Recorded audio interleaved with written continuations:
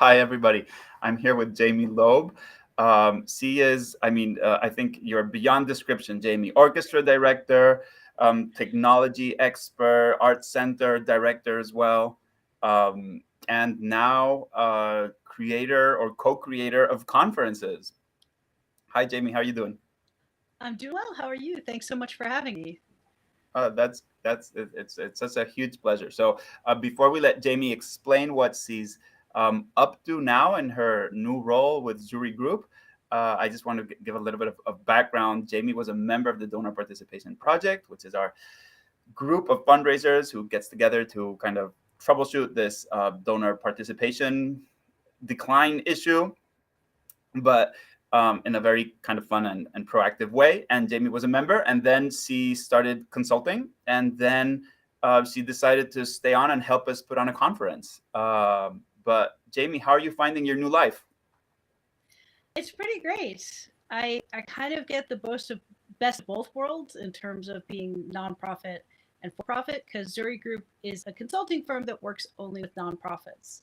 So I get to help nonprofits do what they do better, which fills that need to be making a difference in the world while also having the benefit of a small team that is very solutions focused, very problem solving focused, and very fast paced. So far, so good.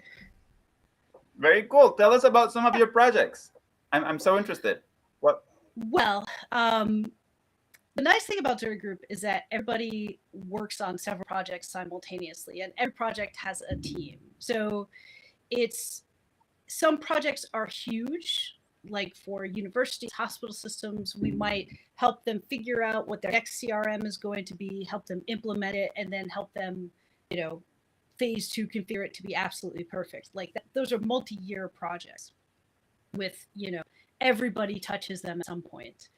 Wow. And then there's smaller projects where we, help like Cystic Fibrosis of Canada. I'm working on a project to help them just sort of rebuild some of their donation forms so that they're using the most up-to-date version of their platform and that the forms don't break down and things like that, just to make sure they're all up to date. So it's a wide range, and my role on each project is a little different, which is also really fun. Some Mhm. projects, someone just says, "Oh, hey, we need you to do this little task. Go do it." Awesome, fun, figure it Mhm. out, move on with my life. Other projects, I'm the project manager, so I make sure, from beginning to end, it all happens according to plan.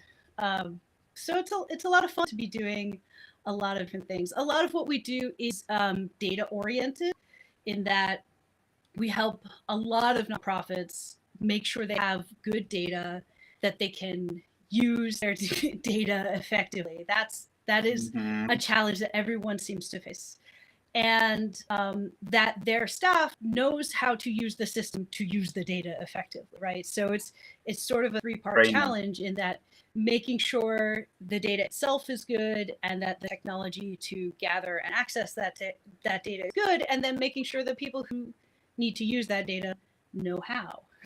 That's an important part of the The process. people piece, So, right? mhm, People, tools, and processes. absolutely. Uh, Jamie, so how did you go from music stand that I see behind you to Ta-da. tech world? Explain this to us because I find it amazing.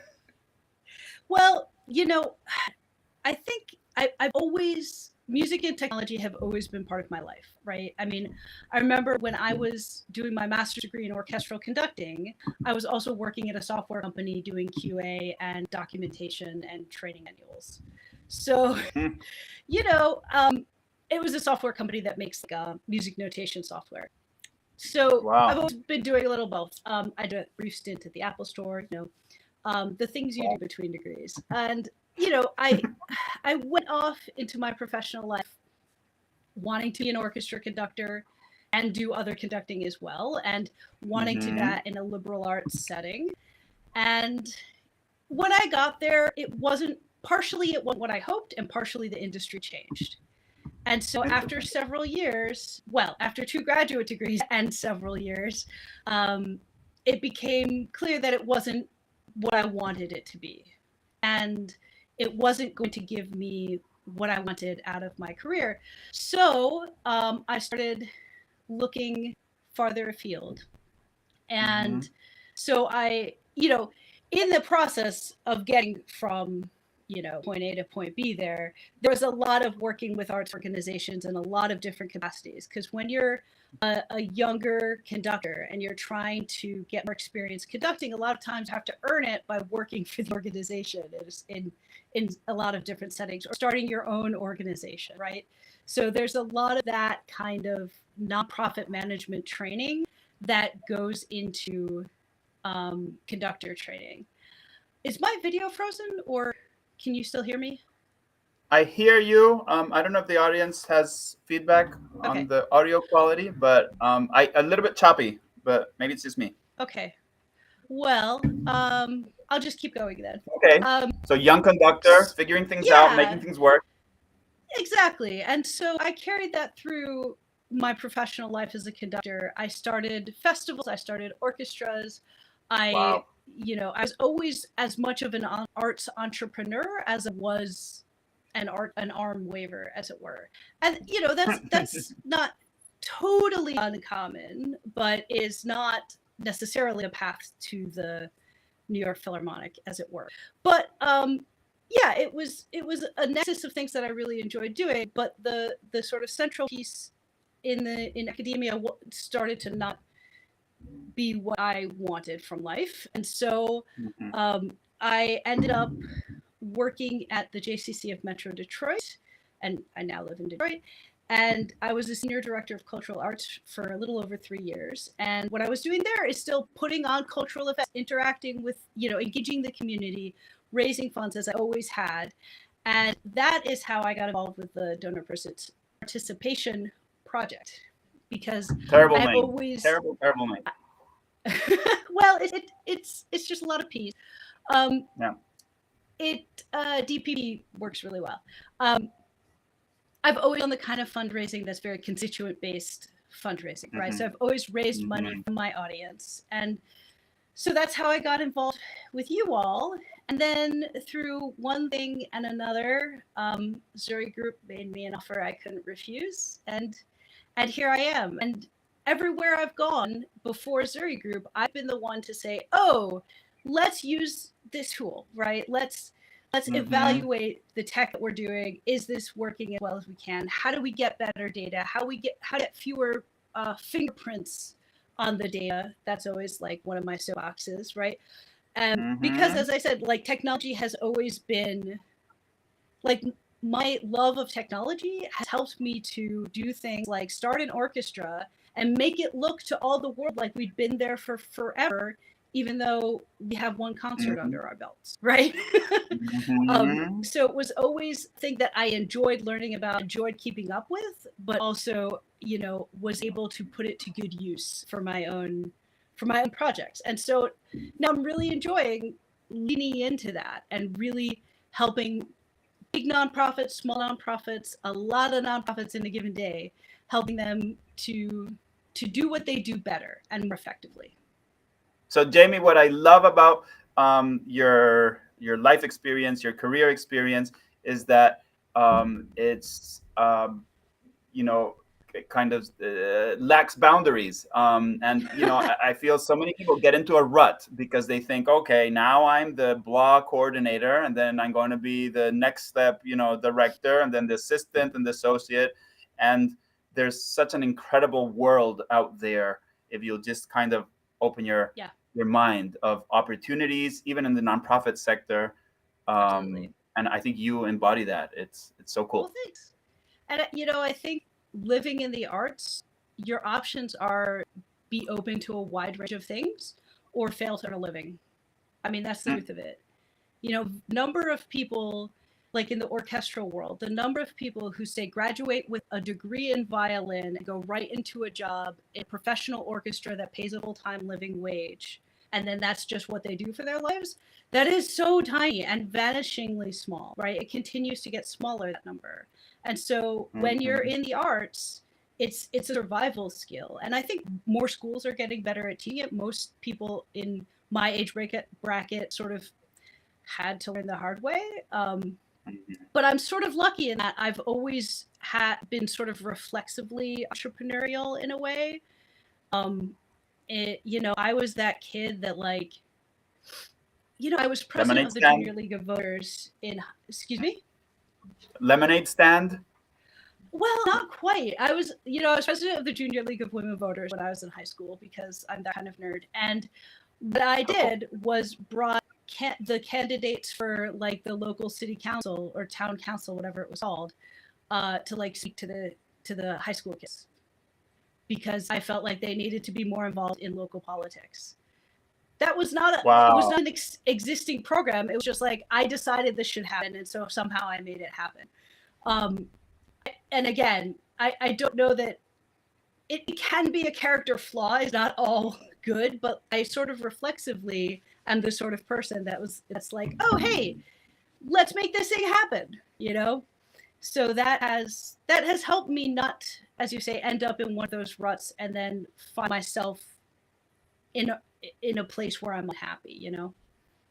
Exactly. Oh my goodness. How inspirational. So I'm going to share all the different positive ways you've influenced our technology just in these short, 2 months or even in the last 4 to 6 months.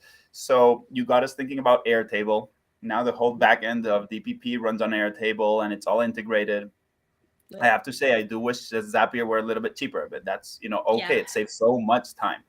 Yep. You got us to migrate to a new domain, whereas it was my old blog domain, and now it's joindpp.org. You got our conference steering committee team into Microsoft Teams, and we can't seem to get away from it. It's just so convenient to be connected. It's like the umbilical cord I feel I have with colleagues all over the country, and we're working on this joint project. It's like my favorite app now. um, I don't even know what else you've done, but it's been super great. And I know your employer has kind of allowed you in the transitional period to dedicate some time to this. So also Mhm. grateful to them. But tell us, like, what has your experience been, and what are you seeing in the conference? Just give us kind of an update.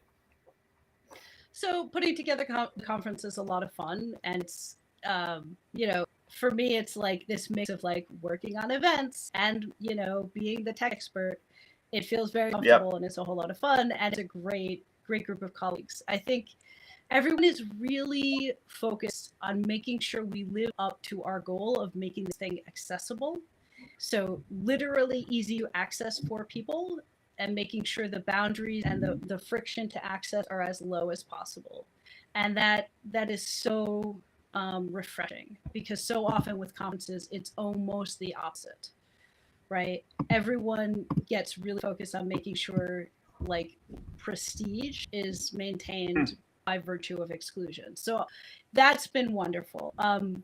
We're, as with any event, doing all things simultaneously, finalizing details of what the event is going to be while trying to get the word out about what's going to happen and trying to get people involved. We still have room for people to help make things happen. I think that's one of the Oh most yes. exciting pieces is that the actual conference production is to some extent being crowdsourced, which is both terrifying and thrilling. It's terrifying because you have a lot of people jumping in to do a task and jumping out, which means they don't necessarily have 360-degree context when they do that one task. But it's also really exciting because again it allows DPP to charge a lot less for a conference than is normal, number one, to use that conference registration money to actually pay speakers, and to I hate this buzzword, but I'm gonna use it anyway, to punch above our weight, Hmm. right? I feel we're gonna put on a world-class innovative Oh my goodness, conference. the programming, totally, totally. And I mean DPP is even literally its own organization. you know, we It used are to be a blog. I mean, let's start right, with like 6 months ago, it was a blog. So, yes. right. Yeah, it is this sort of confederation of people who just like want to help each other learn and figure out the big problems together. And we're managing to put on a conference, and it's just so exciting. Thanks so much. So for folks who are interested in learning more, that on the page there you see the actual landing page. But if you want to speak, there are opportunities. Contact Jaemi, contact me right here on LinkedIn, and we'll send you a link or some more info. We've been connecting with colleagues in arts organizations. Thanks to Jaemi, all over the country. We've connected to social services organizations, higher ed organizations that are joining. They're either joining themselves just to listen and kind of be a part of the conversation, or speak, share their knowledge. So there's a place for everybody, really. And we kind of need everybody to make it happen. Where are we? Yeah, so go ahead. I was just going to say, I think that breadth is one of the things that makes DPP such a valuable group of people. Everyone has an interest in fundraising, and that's really the only commonality. There are people in higher ed, in foundations, in, social services, as you said, like this wide range of fundraising professionals.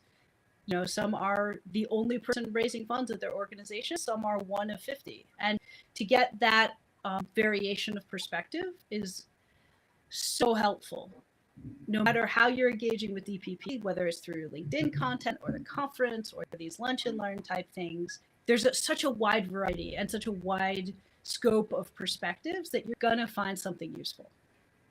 Yeah, and so we're super grateful to all the fundraisers who are joining and helping us do it. We're super grateful to some organizations that are service providers, but are also super visionary, like Zurich Group, like Boyden, who's helping us with being able to support the speakers with speaker fees. And where are we with the actual sessions? Do we just want to quickly go over them? I don't know if we have people on the call that have questions, but feel free to chat them in. And otherwise, Jaemi, do you have one particular session of the 4 virtual sessions that's more interesting to you? Well, you have I think communications and scrappy innovation. Yeah, I mean, they're all pretty exciting, of course.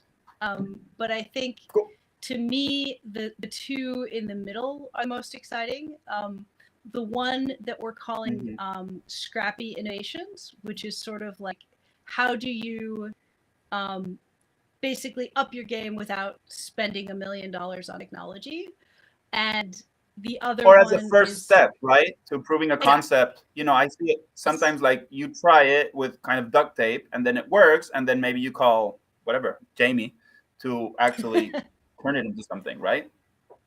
Absolutely. And I think there's a lot of really exciting innovations in the technology sphere to let more people do not only that first step, but sometimes create a solution that works for you, like without having to write any code. You can build the ability to build your own software has come a long way in the last 3 years. And I think the pandemic really supercharged that. It's mind-boggling. It really is, yeah. The other session I'm really excited about, because I spend a lot of time doing DEI, or taking DEI trainings, I should say. Like diversity, equity, inclusion is an area I've always really cared a lot about. I did some academic research in back in my professor days, and so we have a session about how to engage people who are from historically excluded communities. And I think that is a really important piece of the question of how do we reverse the trend of fewer and fewer people giving. And totally, I think a really important piece of that is understanding that the demographics of this country have changed and are changing, and the ways in which the philanthropy sphere is used to operating in terms of engagement and so on are not keeping up with those shifts. And so finding ways to authentically and honestly reach new groups, and especially those groups who have historically been excluded from the philanthropy world, I think it's such an important topic. I do not have answers. So I am very much looking forward to hearing some of those answers. I love that session, Jaemi, because we have a speaker that's executive at LinkedIn and also leads a portion of their Hispanics of LinkedIn Alliance Mm-hmm. activities. So Joey Sumaya, and we're going to have a really good group of conversation participants from fundraisers, and I, I think we're kind of saying, okay, you want more people to give, but the way to go about it is not just to ask more people. You know, Right. you need. So what I like is that we're kind of starting with like a very technical thing that's trying to make this number go up. But if you think deeply about it, it's hopefully we're being a little bit more transformational than that. Right. And I think from my perspective, the the the sort of constituent focused or engagement focused model of fundraising is really really important both right now and I think for the sustainable future of most organizations because the $10 million gifts are great and certainly important and certainly there's a logic to investing most of your resources in getting those. Mm-hmm. But I think, one thing I saw during this pandemic is that the people who give $500 year in and year out are going to be there for you when the chips are down in a way that someone who someone's giving $10 million, that's a very different kind of relationship. And I think the more we can find ways to engage those smaller donors, those annual fund type donors effectively Mm-hmm. and bring them along on the journey, the more they will continue to be the backbone of organizations.